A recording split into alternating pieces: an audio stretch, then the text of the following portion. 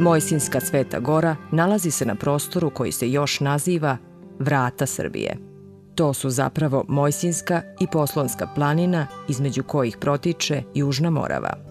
Prostiru se između Niške i Aleksinačke kotline na jugoistoku, Ražanjske na istoku, Velikomoravske doline na severu i Kruševačkog basena na jugozapadu. Prateći tokove tri Morave, ovuda su vodili glavni putevi od neolita do današnjih dana. A pored puteva nicala su i naselja, utvrđenja, hramovi. Najstariji poznati zapis o zapadnoj i južnoj Moravi ostavio je grčki istoričar Herodot u 5. veku pre nove ere, imenujući ih kao Angros i Brongos. Car Klaudije je 263. potukao Gote koji su prodrli do Niša. Posle Gota ovim prostorima će sredinom 5. veka protutnjati Huni, a za njima u 6. veku stižu Avari i južni Sloveni. Vizantijski istoričar Menander u drugoj polovini 6. veka beleži da je avarski poglavica Bajan poslao glasnike slovenskom knezu Derventiju sa zahtevom da se pokori i obaveže da će mu plaćati danak. Slovenske poglavice mu poslaše odgovor.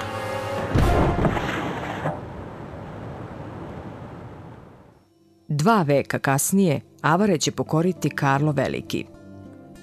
Svima onima koji su naseljavali ove predele, reke su pružale obilje vode i plodnu zemlju, planine kamen i drvo za graditeljstvo, ali i zaklon od neprijatelja. Još u antička vremena je podignuto, kako je zapisano u 6. veku, 15 utvrđenja na Mojsinjsko-Poslonskim visovima. Do našeg vremena održala se samo donžon kula srednjovekovnog utvrđenja u Stalaću. Vizantijski car Vasilije II. 1019. godine izdaje povelju kojom daje nadležnost Ohridskoj arhijepiskopiji nad manastirom Sveti Roman.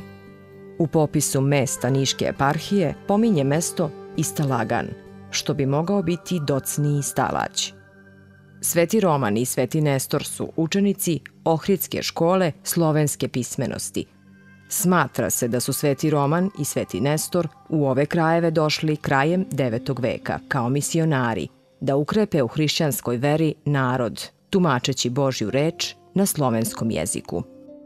Narodno predanje, podizanje crkve Svetog Nestora u Vitkovcu na levoj strani Južne Morave, pripisuje bratu Svetog Romana, Svetom Nestoru. Tako je, kažu predanja i retki spisi, započelo posvećivanje Mojsinjsko-Poslonskih planina još u 10. veku. Prognani iz Moravske i Panonije došli su da kraj tri Morave nastave delo svojih učitelja, slovenskih apostola Konstantina Ćirila i Metodija. Sveti Roman je i sahranjen u crkvi manastira koji nosi njegovo ime. Kao što bez svetlosti radost neće biti oku koje vidi Božju tvorevinu svu, no sve ni lepo ni vidljivo nije, tako i duša svaka bespismena ne vidi Božja zakona dobro, zakona knjižna, duhovnog, zakona koji raj Božji javlja. Ko može priče sve reći koje izobličavaju bez knjiga narode, govorom sa smislom koje nakazuju? Nijako jezike sve ume ne može iskazati nemoć ovih. Ostalom, svoju priču da iznesem mnogo uma u maloj reči kazujući, jer nagi svi su bez knjiga narodi. Jedan od plamičaka na kandilu slovenske pismenosti upalio je u 10. veku makedonski monah Crnorizac Hrabar, braneći pred grčkim sveštenicima slovensku pismenost i bogosluženje na slovenskom jeziku u svojoj raspravi Slovo o pismenima. Pređe Sloveni ne imađaku knjiga, nego po crtama i rezama. Čitahu i gatahu. Pagani. Krstivči se rimskim i grčkim pismenima mučahu se pisati slovensku reč bez pravila. Ako li upitaš slovenske pismene ljude govoreći ko vam je pismena učinio i knjige preveo, to svi znaju. I odgovorivči reći će: Sveti Konstantin filozof, nazvani Ćiril, taj nam pismena načini i knjige prevede, i Metodije, brat njegov. Vrhunac procvata srpska srednjovekovna država je doživela tokom vladavine cara Stefana Dušana, koga prozvaše Silni, jer je zavladao zemljama od Dunava do Korinskog zaliva i tri mora, Jadranskog, Jonskog i Egejskog. Ali iz Azije je nadirala nova sila. Turci Seldžuci, spremni da ognjem i mačem porobe i Balkan i Evropu, zauzete svojim malim i velikim sukobima.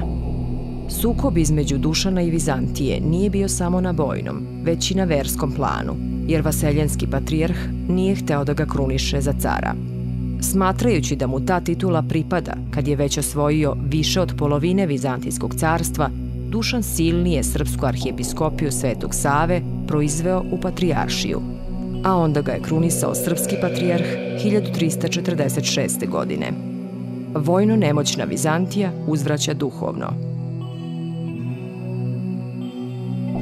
Vaseljenski patrijarh baca anatemu na srpsku crkvu.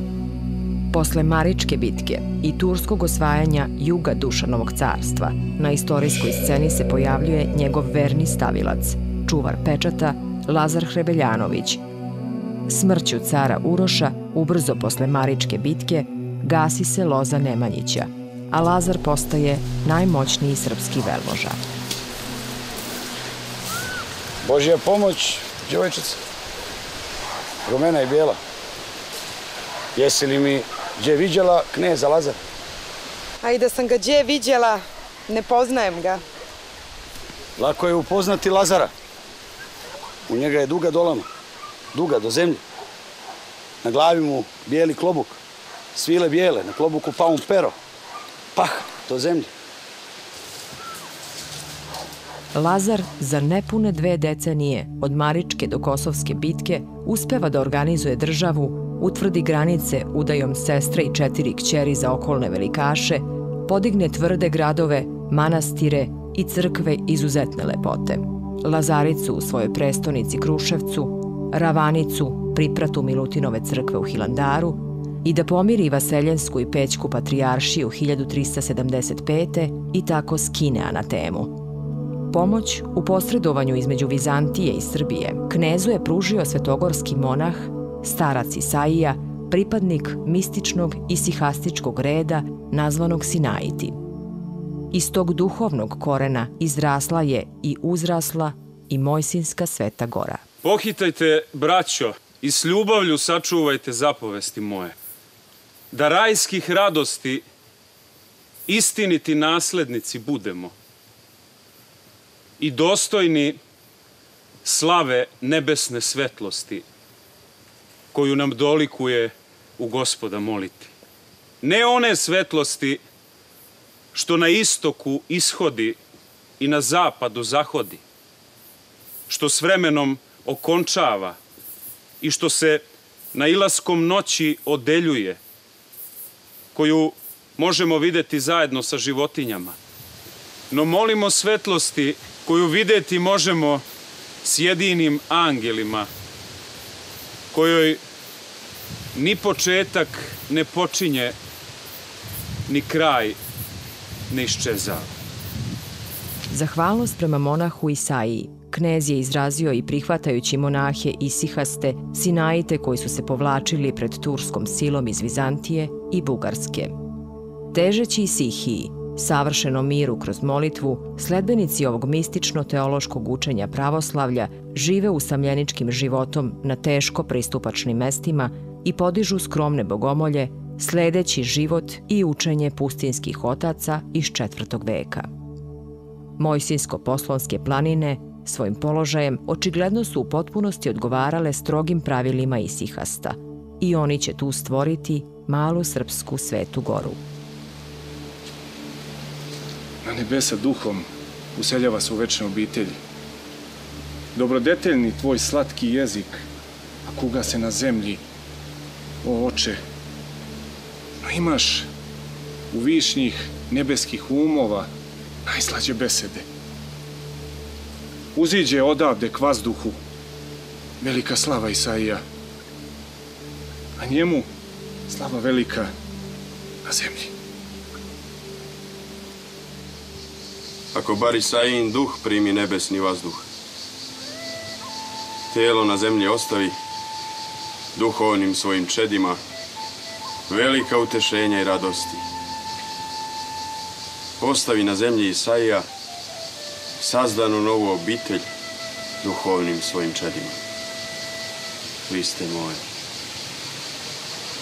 Isihasti su podigli crkvu posvećenu Svetom Marku, koju narod naziva Jakovac i smatra je zadužbinom monaha Jakova, Sinaita.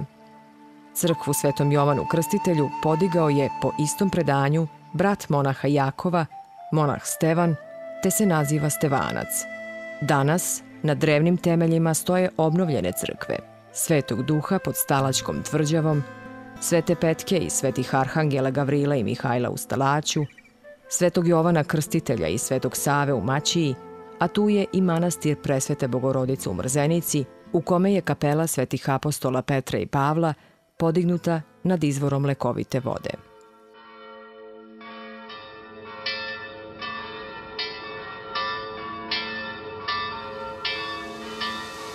Ova sveta vodica blagosloveni je dar Božiji i služi za očuvanje vašeg zdravlja i napretka vaših porodica. Koristite je smerom, u nadi i iskrenoj veri. Stalać je branio vrata Srbije i stoni grad Kruševac sve do 1413. kada ga opseda i razara sultan Musa, jedan od trojice sinova sultana Bajazita. Pad Stalaća postao je motiv jedne od najlepših srpskih narodnih epskih pesama, a njegov gospodar, iako istoriji nepoznat, vojvoda Prijezda sa svojom ljubom Jelicom, večiti simbol ljubavi i rodoljublja, prkosa i slobodarstva srpskog naroda. Deco, čitat ćemo pesmu Smrt vojvode Prijezde. Vojvoda Prijezda je bio pravi onak, jel da, bako? A princezu, da li je spasao neku princezu? I oženio se sa njom. I deda je spasao princezu, ili tako, bako? A mač, da li ima mač? U ovoj staroj pesmi ćete sve saznati i da je Prijezda bio veliki junak i da je imao najbolji mač i najbrže konja i najverniju ljubu Jelicu. Dakle, česte knjige idu za knjigama. Kako idu knjige? Ma pusti bako da nam čita. U stara vremena reč knjiga značila isto što i pismo, a pismo se slalo po nekome. Nekad je išlo pešice, a nekad na konju. A sad preko e-maila. Molim te, čitaj dalje, bako. Česte knjige idu za knjigama, od koga li kome li dolaze. Od Memeda, od cara Turskoga, a dolaze do Stalaća grada, do Prijezde vojvode Stalačke. O Prijezda, vojvodo Stalačka, pošalji mi do 3 dobra tvoja. Prvo dobro, sablju na valiju, koja seče drvlje i kamenje, drvo, kamen i studeno gvožđe. Drugo dobro, ždrala konja tvoga, koji konjic može preleteti zasebice i po 2 bedena. Treće dobro, tvoju ljubu vernu. Gledi knjigu vojvoda Prijezda, onu gledi, drugu sitnu piše. Car Memede, turski gospodar. Kupi vojske koliko ti drago. Pod Stalaća kad je tebi drago. Udri Stalać koliko ti drago. Ja ti dobra ne dam nijednog.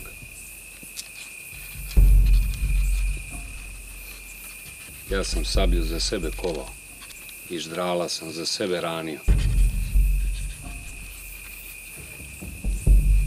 A ljubu sam za sebe doveo. Pa ti dobra ne dam nijednog. Diže vojsku turski car Memede, diže vojsku, ode pod Stalaća. bio stalać 3 godine dana, nit mu odbi drva, ni kamena, nit ga kako može osvojiti, nit pak kako može ostaviti. Vojvode je moja desna krila. Krila moja, s vama ću leteti. Da ručamo, da se napijemo, da na gradu vrata otvorimo, da na Turke i juriš učinimo. Pa šta nama Bog i sreća dade. Idi, Ljubo, u pivnice donje, pa donesi vina i rakije.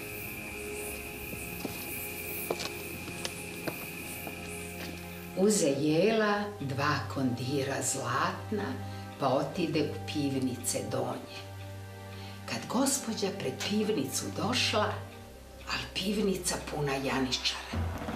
Papučama piju vino ladno, a u zdravlje gospođe Jelice, spokoj duše prijezde vojvode.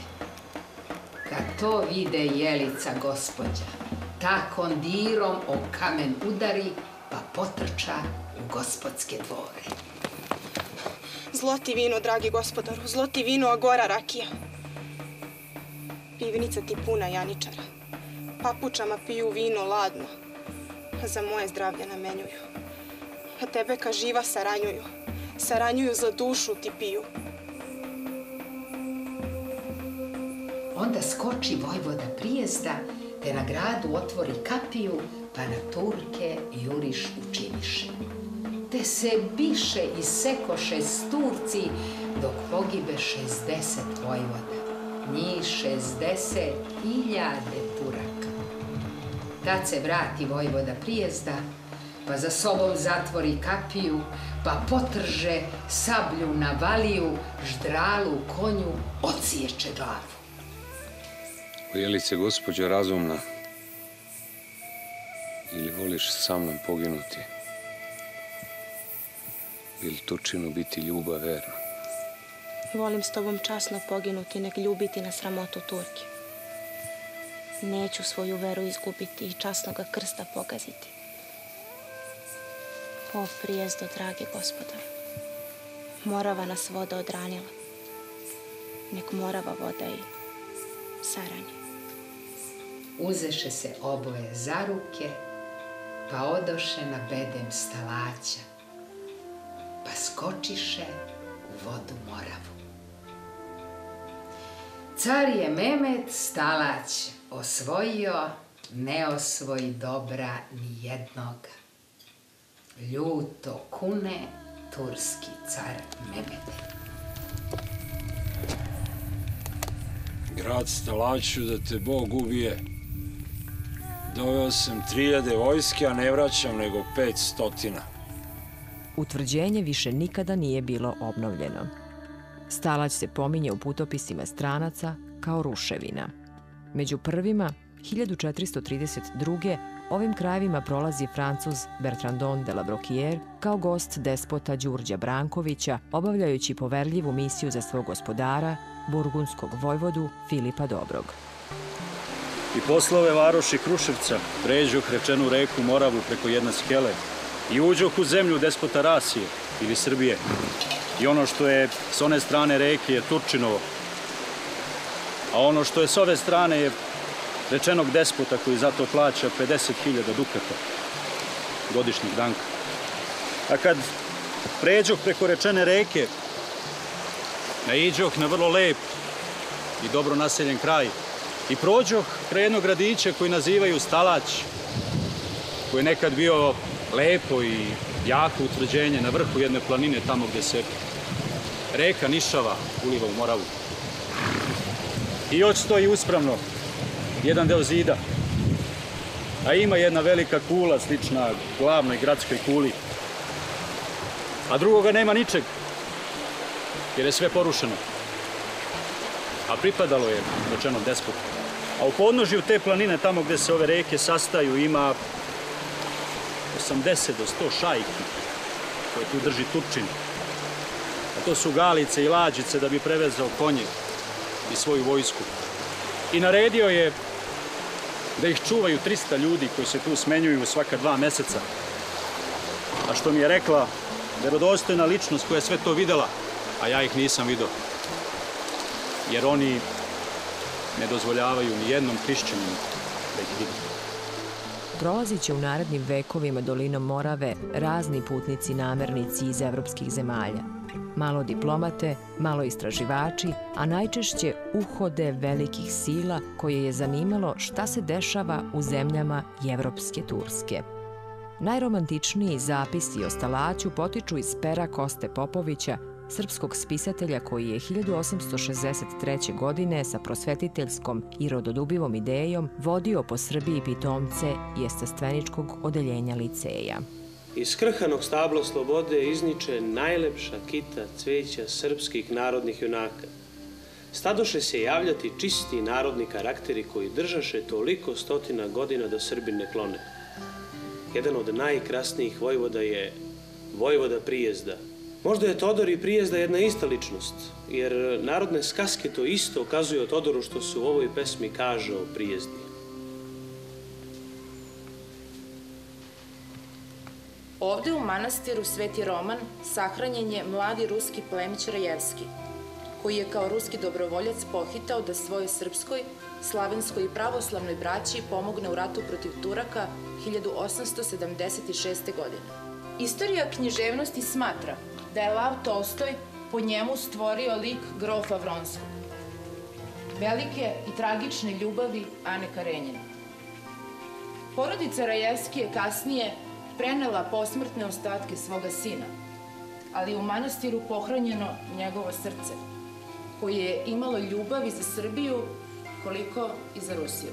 A Mojsinsku Svetu Goru tek treba otkrivati svetu i u njoj tražiti inspiraciju, kako to već čine umetnici na umetničkom saboru pod krilima Arhangela, u porti hrama svetih Arhangela, Mihajla i Gavrila u Stalaću i kod kule Todora od Stalaća na manifestaciji Morava nas voda odranila.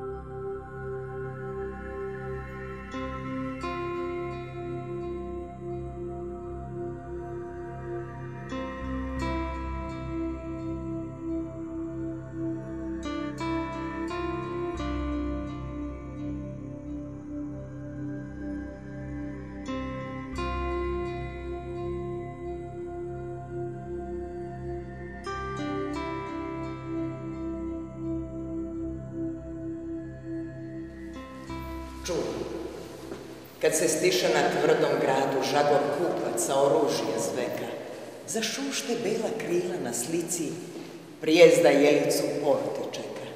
Dolinom prolaze karavani, svila kadifa med i žito, kalpaci perijem okovani, vino i ulje u mešini skrito.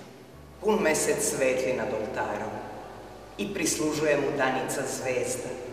Biser se prosipa šumom starom, dok grli ljubu vojvoda Prijezda. Vreme je dijak koga treba pojiti vinom dok knjigu piše, pa hitrom rukom da se vreba stranica koja bi da se briše. Kondir se prazni, a pehar puni. Stalać da brani, Morava hrani, i knez u Kruševcu da gozbu pravi bez teške kletve na krsnoj slavi. Blistaju bela krila na suncu i Arhangela oba svetla lica. Na tananoj kuli iznad vode čekaju Prijezda i Jelica.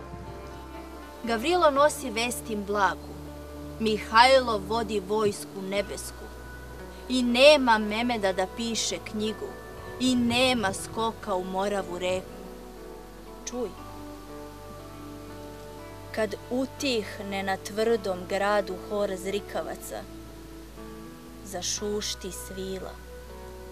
Nad 3 Morave sa Stalaća šire se arhangela, bela krila.